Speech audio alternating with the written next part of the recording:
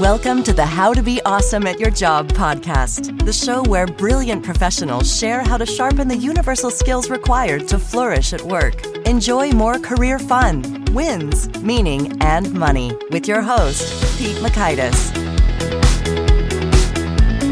Hello, and thanks for joining us for episode 902 with André Martin. André has fantastic insight on how to make sure you've got a good career fit, avoid a wrong career fit, how to know the difference, the wise questions to ask up front, and so much more good stuff. So you'll learn 1, what a right fit and a wrong fit really look like in practice. 2, 4 powerful questions to know if a job is the right fit. And 3, why it's okay to have a boring job. So if you want to check out the show notes or the transcript or the links to items that we've referenced, please drop on by awesomeatyourjob.com/EP902. Now here's Andre's story. Dr. André Martin is an organizational psychologist and author of the book, Wrong Fit, Right Fit, Why How We Work Matters More Than Ever. He's spent over 20 years as the chief talent officer of iconic brands such as Mars, Nike, Google, and Target. Now he's acting as an operating advisor, coach, and consultant, where he continues to counsel leaders and founders to peak performance. When André isn't working, he can be found with his wife and 2 English labs on the rain-soaked trails around Portland, Oregon. So big thanks to André for sharing his wisdom with us, and big thanks to our sponsor, Factor. Factor is America's #1 ready-to-eat meal kit, and they can help you fuel up fast with flavorful and nutritious ready-to-eat meals delivered straight to your door. You'll save time, eat well, and stay on track, reaching your goals. There have been several occasions when I realized that I'm entering a way busy season of work life. And when that happens, one of the very first things I want to do, subscribe to Factor. I dig their meals, save me the time of cooking and cleaning and prepping, while still being healthier and more cost-effective than takeout or delivery options. Factor's fresh, never frozen meals are ready in just 2 minutes. That's right, 120-ish seconds. All you have to do is heat and enjoy. Factor uses high-quality ingredients such as broccolini, leeks, and asparagus. They've got over 34 weekly restaurant-quality options like bruschetta, shrimp, risotto, and grilled steakhouse filet mignon, ready in just 2 minutes. Their dietitian-approved calorie-smart meals come in under 550 calories per serving, though I personally tend to go for their Protein Plus meals with 30 grams of protein or more per serving. They got a bunch of delicious, healthy options available from Factor. You simply choose your meals and enjoy fresh, flavor-packed meals delivered to your door, ready in just 2 minutes without any prep or mess to deal with. So you head on over to factormeals.com/BeAwesome50 and use the code BeAwesome50 to get 50% off. That's code BeAwesome50 at factormeals.com/BeAwesome50 for that 50% off. Now, here's André. André, welcome to How to Be Awesome at Your Job. Hey, thanks, Pete. Glad to be here. Thanks for having me. Oh, thank you. I'm fired up to get into some wisdom from your book, Wrong Fit, Right Fit, Why How We Work Matters More Than Ever. But first, I think we need to hear a little bit about your mushroom farm. What's the story here? You do that on top of everything else? I do it on top of everything else, although I'm not in the day-to-day operations of it. So the farm was a passion project by some buddies of mine that grew up in southern Missouri. And the concept behind the farm is we actually grow mushrooms in empty grain silos to the tune of about 20,000 pounds a week. Wow. How many grain silos does it take for that volume of mushrooms? That's 1 grain silo, my friend. 1 grain silo. Yep. Wow. You know, one of my first jobs actually was I audited like local municipalities and farms. I was a little auditor intern for an accounting company. And I had the privilege of getting to climb up grain silos to drop a measuring tape to assess the inventory value of the grain in the silos on the balance sheet of these farms. So I'm quite familiar with grain silos. And I'm thinking, that sounds somewhat lucrative based on the price point of mushrooms and the cost point of a grain silo. Am I overlooking something, André? I think you're overlooking the length of time it takes to get it right consistently when it's the first time it's been done. So the team has been at this for about 4.5 years, and we're still trying to make it consistent enough that we can guarantee that we can continue to make that kind of production month over month over month. So we're getting close. Hopefully someday it's lucrative, and even more importantly, I hope it helps us get rid of food deserts around the world someday. That's the goal. Well, yeah, that's so clever. And so then do I have like multiple like layer cake inside that grain silo? Like how many stories, I guess, of mushrooms am I looking at? Think of it more like a helix Okay. that's gravity based. And so what we're really trying to do is remove a lot of the barriers to mushroom farming, one of which is, the cost to do indoor farming is significant. But the cool thing about mushrooms is they thrive in dark and humid environments. So these grain silos provide a really great sort of architecture to do some cool work off of. And again, the team's been at it for a while, and we're learning every day. Well, now I'm curious to hear, what is, in your opinion, the most delicious species of mushroom and recipe for that mushroom to be in? Oh, that's a great question. So I grew up in Southern Missouri, and I remember one of my best friend's mom, Ruth Larman, made beef stroganoff. Oh, yeah. And that was your basic button mushroom done up with a lot of cream and a lot of goodness and a lot of heart. So that's my best memory of a mushroom dish. What about yourself, Pete? That is good. I'm thinking about my buddy, Father Jim Hurlbert, and we went to get some morel mushrooms, and they're just very simple. We just grilled them up and had them as like a side dish in the middle of the rest of the meal, and it was delightful. Oh, that's great. I love them. They're super good and great for you. So we hope they're around, even a bigger food in the future. All right. Well, I'm glad we covered that, Andre. We got it now. Yes, sir. We've set the record straight on mushrooms and grain silos. Now, let's hear about wrong fit, right fit. Any particularly surprising or counterintuitive discoveries you guys made when researching and putting this together? Quite a few. I'd start with the first one is that, hey, when we look at the issues around employee engagement today, we know that Gallup tells us there's an estimated $7.9 trillion of lost productivity due to disengagement. A lot of the time, we like to think that it's good or bad culture. It's a toxic environment or it's an engaging environment. And the truth is, it's a lot more nuanced than that. So when we talked to the 100 or so interviewees that we interviewed for the book, one of the things that came out really quickly is this idea that, every company starts off wanting to create a great experience for their employees. They want to be a great place to work. It'd be counterintuitive to create anything other than that. And so if you start with that truth, the thing that we found that was most surprising is that for about 60% of people in a company, they're pretty happy. Maybe not totally engaged, but they're content. And then for the other 40% who have the same skill set, the same background, the same affinities, they struggle. It's like they're slogging through mud. And so really one of the surprising ideas is that there's probably not a single best practice because every company has a different way of getting work done day to day. All right. So then when it comes to fit, there's multiple styles, approaches that can work. How do we think about fit in terms of which one is good for me or not so good for me? Yeah, Pete, it comes down to a couple of things, right? The obvious things that align us to an organization are things like purpose, values and mission, the team I'm working on, the manager, the job that I have. But one of the things that came up in the book too was there's this whole piece of information below the surface, which is how the company works day to day. How do we solve problems? How do we make decisions? How do we manage conflict? How do we develop people, give feedback? How do we gather and convene? What's our relationship with time? How does information flow? And those were the things that when we talked to talent, they were saying, when the company works like you like to work in those areas, it's easy. It's like writing with your dominant hand every day. When it doesn't, it can feel hard. It can be stressful. Your quality goes down. You lose confidence and competence, and you end up in a place that's really hard to go to work every day. It's sort of the origin of the Sunday scaries in many ways. So could you share with us an inspiring story of someone who went from feeling like their job was the wrong fit to the right fit? And what do they do and what do they discover?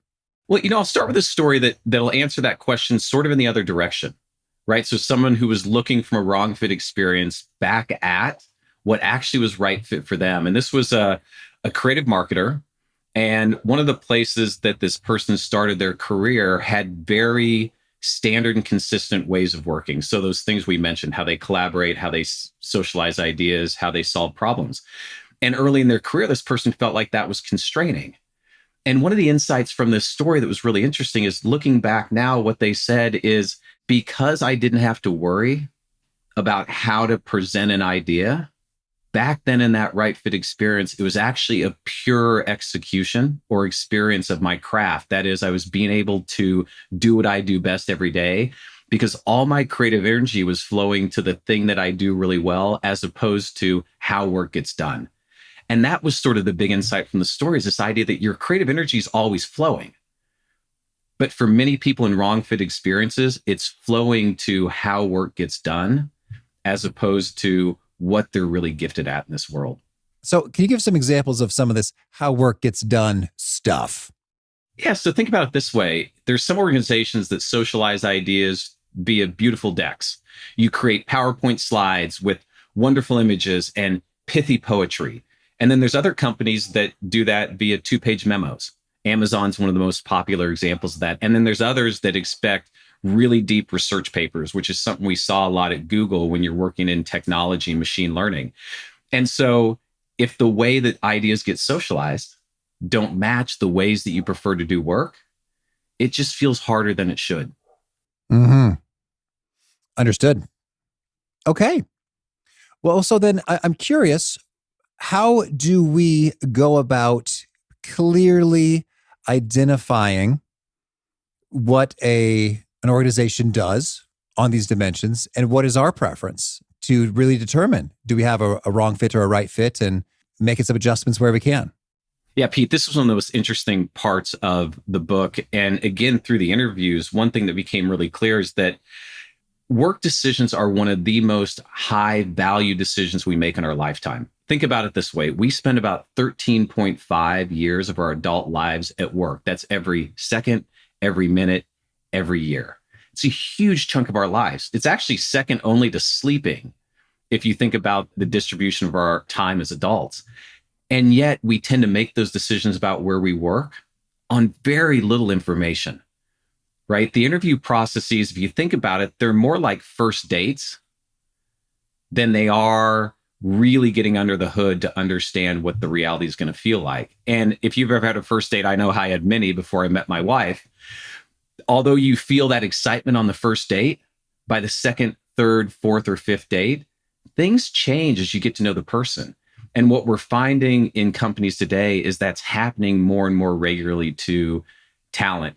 They get recruited with this idea of what the company is going to feel like, what the job's going to be like. And then when we get into the company on the first day, it feels radically different. And it's in that sort of discrepancy that we're seeing a lot of engagement start to suffer. Certainly. So what is your recommendation for a prudent, practical research approach by which we can learn the stuff before it's too late and we go, uh-oh, wrong choice? I think there's a few things I'd say. And as a psychologist, I'll start with some of the cognitive things, right? First, you have to understand that there's a few things that are at play as you're making a big decision. And that could be the cereal you're going to buy in the grocery store, to the house you're going to buy, to the job you're going to take. First and foremost is we tend to be very influenced by successful brands and successful companies. And there's a phenomenon in social science called burgeoning. It's called basking reflected glory. It's this idea that we are going to buy into things that have had past success. And so one of the first things I'd say to talent is just watch that. The biggest, coolest brands might not be the best place for you to work. The second thing that happens is once you open up a job description and you get in a recruiting process, you have to realize you're in a marketing effort. Think about it, right? Every talent that is showing up for an interview, we show up on our best behavior. We're first date ready. We have scripted answers. We're dressed in our best outfits. We've thought about what we're going to say and how we want to present ourselves. And the same is true for the company. And so instead of getting a realistic idea of who each other is going to be like on a random Tuesday morning, we actually are seeing us at our best, which we know isn't necessarily who we are day to day. And the third thing from just a cognitive standpoint is this idea of confirmation bias, right? Because talent's so motivated to find a job, to get the job, to work at the great brand, we tend to pay attention to only a small sliver of the available information given to us. And most of that's subjective and from the internal sources of the company, career sites, recruiters, the interviewees. And so the first thing I tell talent is make sure you're using a broad set of information. Pay attention to what happens in the interview, pay attention to what's on the website, but go and find videos. Talk to people who have recently left the company. Look at annual reports. Find all the public information on the company to sort of round out what you're seeing. And my rule of thumb is if it doesn't show up in 3 sources, really ask yourself if it's likely going to be true day to day. Okay. Well, so could you perhaps walk us through a research process by which someone is assessing what's up with a prospective employer, and they have a few specific questions they want answered, and how they might get after them via these different sources of information? That's great, Pete. The first thing I would tell any talent at the start of a process is the first thing you should do is not open a job description and apply for a job. The first thing you should do is take some time to really understand who you are, how you work, what you're solving for right now, the kind of life you're trying to build, what kind of leader and manager you work really well for.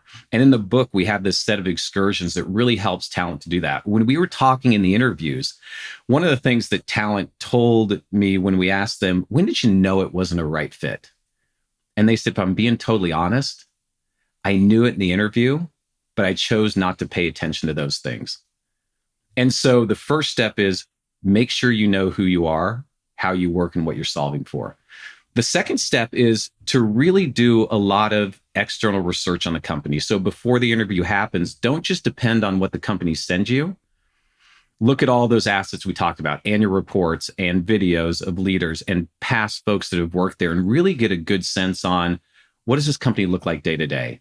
And then when you're in the interviews, there's a few key questions that'll help you sort of discern a little bit more about what it's going to be like to work there. And it's hard, right? Because these are first dates. So a few of the questions I really like, the first one is, what's the profile of the person that's really successful here? And ask the follow-up questions. How do they show up for work? What does it look like when they're in a team meeting? And really get at, like, what's the success profile? Who's really successful? And ask yourself if that's you. The second thing that I like to have people do is have someone walk you through a day in the life. So in an interview, have them pull up their calendar and walk you through what's on their calendar for the day. This gives you a sense on what's important, what they'll be working on, how they think about time, what's their meeting cadence, all those kinds of things. And then I also love to ask the question of what's the reputation of the team and what's the reputation of the leader? Because again, that tells you where the team's going to be and what you can expect is some of the work you're going to have to do upon arriving there. And we have, again, about 10 or so questions in the book that help talent get a little bit deeper into how the company works. And is the timing for these questions, is it your recommendation that it's sort of right there in the interview? Do you have any questions for me, Andre? Like right there? Yeah, you know what? It's really funny, Pete. I love the way that you bring that up, because we often feel in an interview process like we're being interviewed.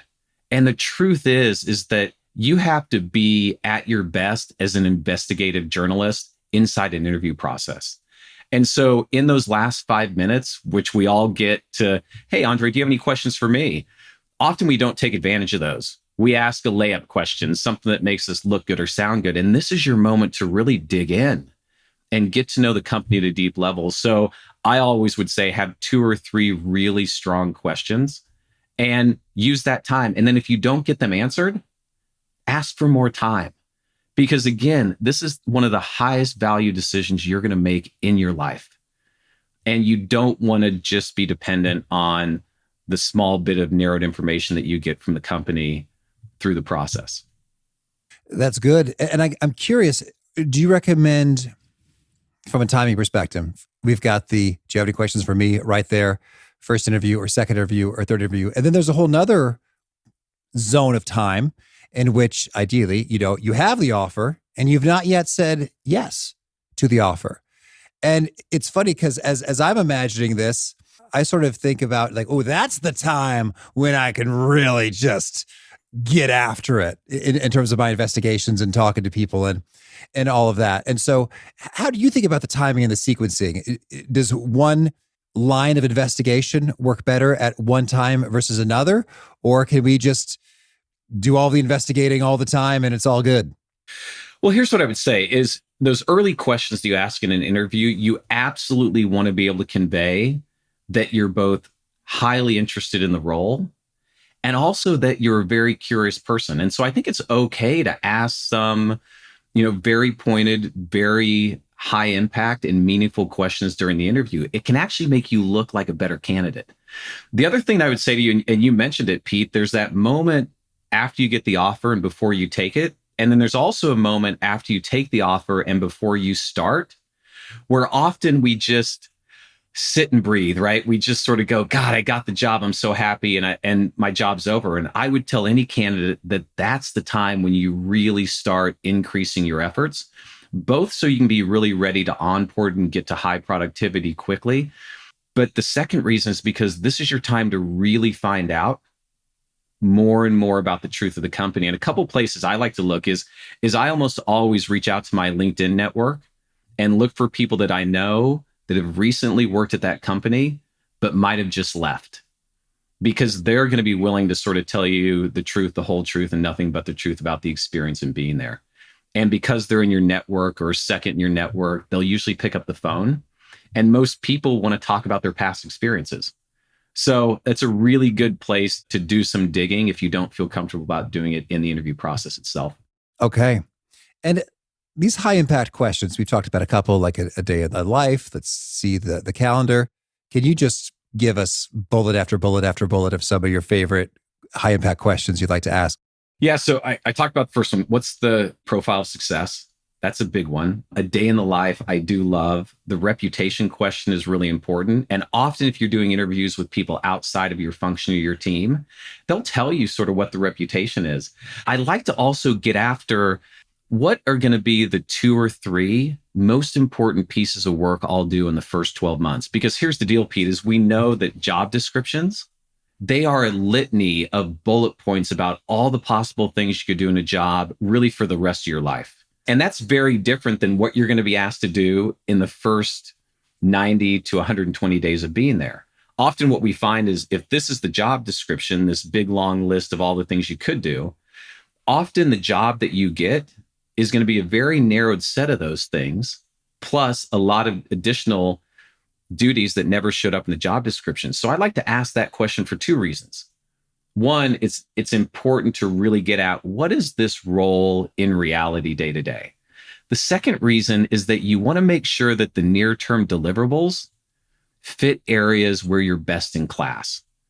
Because the easiest way to be a success in a company early on is to be given deliverables that are in your wheelhouse or there's something you're really good at.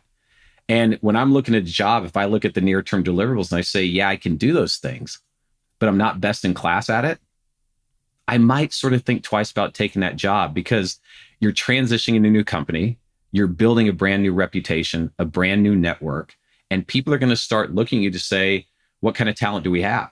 And if you're doing work that you're not great at, it can sort of cause you to create maybe a less impactful reputation than you could have otherwise. Understood. Okay, well, let's fast forward in time. And so we're in a job right now. As we think about fit, are there any telltale signs that just like, yes, fit is fantastic, versus, oh no, this fit isn't quite right, that maybe is escaping our immediate conscious awareness at the moment? There's a few. And so one of the parts of the book that resonates, at least for me personally, is the metaphor of what it feels like to be in a wrong fit experience. One of my favorite quotes from the book is someone mentioned they knew they were in a wrong fit when it felt like everyone else had a secret decoder ring for success except for them. They were seeing people in the company that looked like them, acted like them, had the same experiences as them, had the same job, and they were excelling. When this person was sitting and go, something just doesn't feel right. And so one of the ways I think about it is if you've ever tried to write with your non-dominant hand, that's what it feels like to be in a wrong fit situation. It's harder than it should be. You're frustrated, you're stressed, your quality of work isn't where it used to be. You start questioning whether or not you're good enough. And I think your first instincts in that is if work feels hard, you might want to think about whether or not long-term this is going to be a fit for you. Some of the telltale signs are things like, I tend to work harder. I'm putting in more and more hours because I'm trying to be impressive. That can be a sign. Many of the interviews talked about when I didn't have a right fit, when it was a wrong fit, I tried harder. I spent more time. And that's because you're trying to make up for fit in effort, and it just doesn't work out that well. Okay. Understood. Well, Andre, tell me, is there anything else you want to make sure to mention before we shift gears and hear about some of your favorite things? The only other thing I would say is one of the aspects of fit that I find really important is this idea that sometimes we mistake the excitement for something new with the comfort that comes from a committed relationship. And so, again, the analogy that's really great is if you compare a first date to being married or being in a long-term relationship, a first date is all dopamine, right? It's excitement. It gets your blood flowing. It's the unknown. All those things produce dopamine, which is this really powerful neurotransmitter that causes us to react in a certain way. There's a very different neurotransmitter that's activated in long-term committed relationships, and that's oxytocin. And what oxytocin feels like is it feels like more like a deep hug, right? Like this really warm, pleasant feeling. And what I worry about is since we're in this world where everybody's infinitely browsing, we're all looking for greener grass, we can sometimes mistake comfort for boredom, for lack of momentum, and we will jump ship from right fit experiences in search of dopamine or excitement when we really had maybe a place we were thriving at, and we just mistook the feeling we had for something other than what it was. Ooh, Andre, that's powerful stuff. Actually, it's funny. As we speak, just yesterday, I started listening to Anna Lemke's Dopamine Nation, which I'm digging. I recommend it. And you're right. That idea, especially if we've become so acclimated to stimulation nonstop in every format, from social media to games or alcohol, you name it, that you think, my job is boring. I got to go find something more exciting. And yet if a job is boring as opposed to horrific, that might be a good thing. Pete, it's a great thing. If you think about where creativity comes from, where inspiration comes from, having a firm grounding, a sense of comfort to explore, that's the basis of what Amy Edmondson talks about in terms of psychological safety. Right? That is the feeling of comfort that we often are like, I'm bored, I got to go do something else. And I look at some of the stats today that are out there. 29% of employees leave their company after their first promotion. That's stats from ADP. And 70% of Gen Z cited that they were potentially thinking about leaving their current job inside of 2023. And so you just get this feeling that everybody is sort of mistaking this idea of comfort for boredom, and we're jumping way too fast. And transitions take effort, right, Pete? Like the thing that we know psychologically is every time you move companies, every time you hop jobs, you are having to rebuild your understanding of how a company works. You're having to rebuild the understanding of the products and services that are offered to customers. You're having to rebuild your social network. You're having to rebuild your reputation. And therefore, if you think about in every transition you go through, your creative energy in that first year, it goes to rebuilding those things, not to your craft. So you're probably getting better at transitions, but you're not actually getting better at the thing that you're trying to do as your craft day to day in the world. Yeah, that's good. Well, Andre, this is probably a whole nother conversation, but how do we get better at being okay with being bored in our careers, or I guess anything?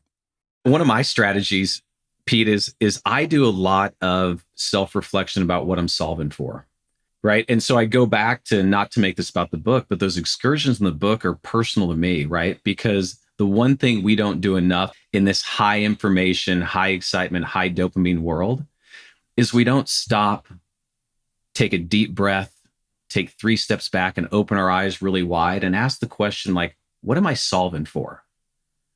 What am I trying to build in terms of my life? What do I want out of my job? What kind of career am I building? There's 3 different types of careers, for instance. Like you can build a career around craft, company, or cause, but you can't do all 3 of those things. What kind of person do I want to work for? What do I want my life to be 10 years from now? And what's really interesting is if you do that work, you can sort of start to see the signal in the noise, and you will, I guarantee it, look at your current experience very different. And you will look at every experience that comes after very different as well. But we have to do that work a lot more often than we used to, because there's just an onslaught of greener grass coming at us every day. Can you expand upon this notion of craft, company, and cause? You say we can't have all three. Well, that's the unicorn. I'm not saying you can't, but it's really difficult. What I try to tell people is each of those careers has a very different trajectory and a very different choice you make around the types of jobs you take. So I'll give you, for instance, let's say you're a company. I don't know what your favorite consumer brand is, but let's say you're working for this company that you just believe in your heart and soul in what it stands for and the products it brings to bear, right? You want to be at this company for the next 25 years because you love it so much. I would tell you that your career then needs to have as many different jobs in as many different functions as possible, because the strength of being part of a company as a career is that you know the system and the people in the system better than anybody else. Right now, very different than craft. If you think about craft is about this question of saying, I want a career that ensures that I will be the best in class in a very narrow and specific area, right? To be the best in craft in any specific area, let's say my area, I was a chief talent and learning officer and started my career in leadership development. To be one of the best in leadership development, it's really hard to do that and stay at a single company. Because if I stay at a single company, I see one approach to those things. If I'm at multiple companies over a career, I see 5, 6, or 7 different ways of doing it. And therefore, I have a lot more tools to use as I develop those assets. So if you're doing a career around craft, it's really important that you think about having as many different systems as you can within reason to see how to do this in many different industries, in types of company, and even sizes of company. And then cause is the ultimate, right? Cause is all about, I have this really big injustice, opportunity, or thing I'm trying to solve for in the world. And when you have a career around cause, you really want to be at the middle of whatever's happening in that space. So if you're wanting to solve for the environment, get to a place where the environment is at risk. You want to save the oceans on the coast of California. You want to save the rainforest, but you need to be in the middle of where the action is, where the thought leaders are, where all the discussions are happening. And that'll take you wherever that movement is sort of in the world. And so, my younger brother spent a lot of time in the Peace Corps, and he was of cause. And he went to Kazakhstan for longer part of a year and a half because he wanted to help drive education in developing countries. And so he was definitely of cause. But I would say this, it's not impossible to have all three, but you create very different experiences and design very different careers based on what you're really making primary. Yeah, that's a very helpful. It's a very helpful framework there. And it's nice how it seems like, oh, those are the opposite in some instances in terms of like craft and company. And I know folks who have gone both ways. I'm thinking about web design or systems architecture. It's like, yeah, they probably know that better than, 99.99% of humans on the planet, because they've gone deep into it. And then once they've exhausted the learning that an organization can give to them, it's like, if craft is your thing, then it's time to move on. Likewise, I've got buddies at Nike. That was their dream. And they're still there, from college to now. And because they think it's just the coolest thing ever, in terms of like the shoes and the sports and the athletes. Like it's so cool. And likewise, he has been in a lot of different roles. And that makes you all the more valuable and hard to fire in terms of this guy's the glue who knows about the manufacturing and about the marketing and the new product design and then the athlete partnerships. It's like, you think twice before in your next cost-cutting endeavor, you slash that guy, because you're going to sort of miss a lot of the good connectivity that makes a behemoth of an organization function smoothly. Pete, I couldn't have said it better myself. And what I love about your description and your story there is often people who are of company, they're not maximizing their ability to be invaluable because they're not thinking about their job progression as, wow, I need to broaden my network. I need to broaden my experience. I need to know every corner of this company. And that's the way you protect yourself and allow yourself to be invaluable over time if you truly are in love with a place like Nike, which many are. Mm-hmm. Yeah, you're in Oregon. So you've seen that before, I bet. That's right. I have. All right. Well, now could you share with us a favorite quote, something you find inspiring? One of my favorite quotes is "Joy cometh in the morning." That's good. That is hopeful on those days. I'm a hopeful person, Pete. 100%. Okay.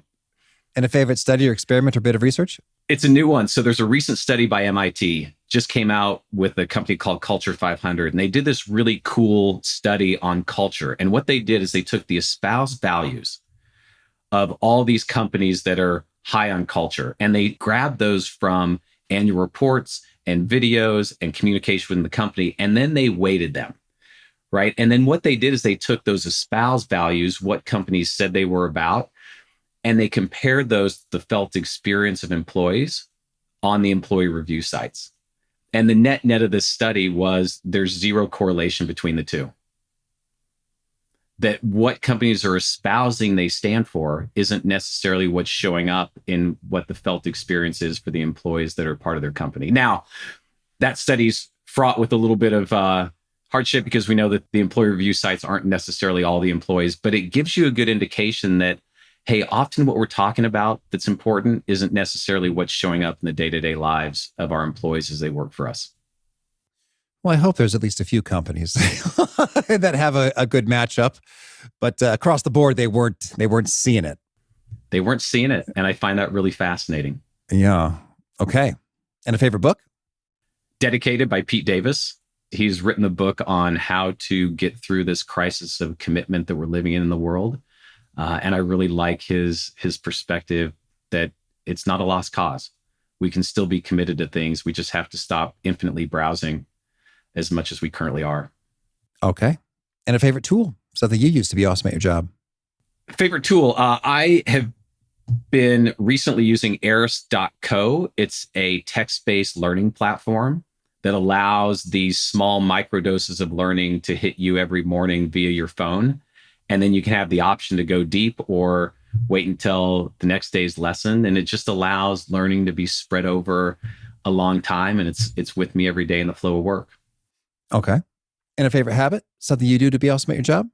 Favorite habit, this is more of something I did to be awesome as a husband and a father. We practice no text Sundays.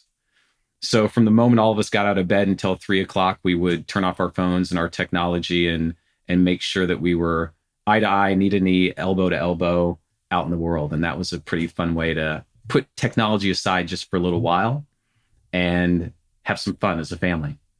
Okay. And is there a particular nugget you share that really seems to connect and resonate with folks? They quote it back to you often? Yeah, this nugget that resonates for me is that opportunity is infinite and human energy is not. So really try to spend every day at your highest and best use because we just don't have enough time. Okay. And if folks want to learn more or get in touch, where would you point them?